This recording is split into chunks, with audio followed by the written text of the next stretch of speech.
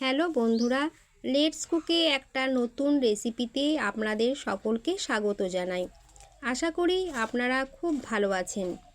মাত্র দুটি উপকরণ দিয়ে খুব সহজে গাজরের বরফি বা হালুয়া বানানো যায়।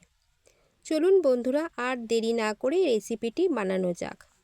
আজকে আমাদের রেসিপি গাজরের বরফি বা ক্যারট বার। এই রেসিপিটি বানানোর জন্য 500 গ্রামের মতো গাজর নিয়েছি। গাজরের খোসা পিলারের সাহায্যে ছাড়িয়ে নিয়েছি। জল দিয়ে ভালো করে ধুয়ে জলটা শুকিয়ে নিয়েছি। এখন একটা গ্রেটার নিয়ে গ্রেটারের সবচেয়ে সরু ছিদ্র দিয়ে গাজরগুলোকে গ্রেট করে নিতে হবে। গাজরের মুখের যে শক্ত অংশ থাকে সেটা ফেলে দেব। সব গাজরগুলো গ্রেট করে নেব। এবার একটা কড়াই নিয়েছি। গ্রেট করা গাজরগুলো এর মধ্যে দিয়ে দেব।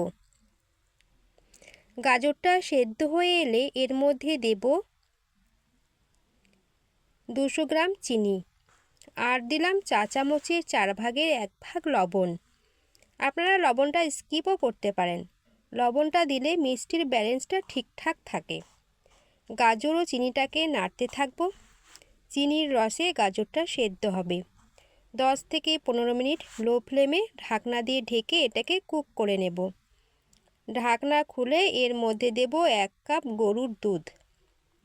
আবারও এটাকে খুব ভালোভাবে মিশিয়ে নেব।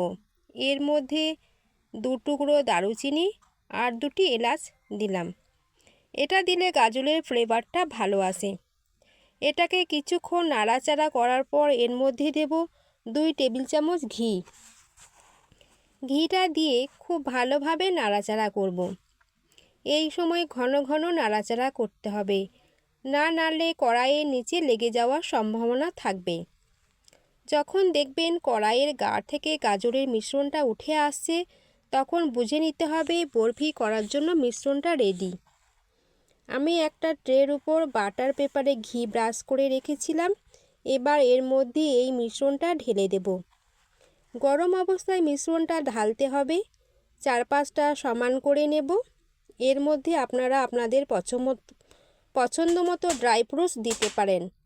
আমি এর মধ্যে কাজু বাদাম কুচি আর কিছু চেরি কুচি করে দিয়ে দিচ্ছি দেখার সৌন্দর্যের জন্য। এটাকে ঢাকনা দিয়ে ঢেকে রেখে দেব। 1 ঘন্টা পর আমি আমার পছন্দ মতো গাজরের বরফিগুলোকে এরকম শেপ দিয়ে নিয়েছি। বন্ধুরা, গাজরের বরফি রেসিপিটি আপনারা বানিয়ে খাবেন। আশা করি আপনাদের ভালো লাগবে। বন্ধুরা, আজ আসি, আবার দেখা হবে লেটস কুকের অন্য কোনো নতুন ভিডিও রেসিপির সাথে। ভালো থাকবেন, সুস্থ থাকবেন। ধন্যবাদ।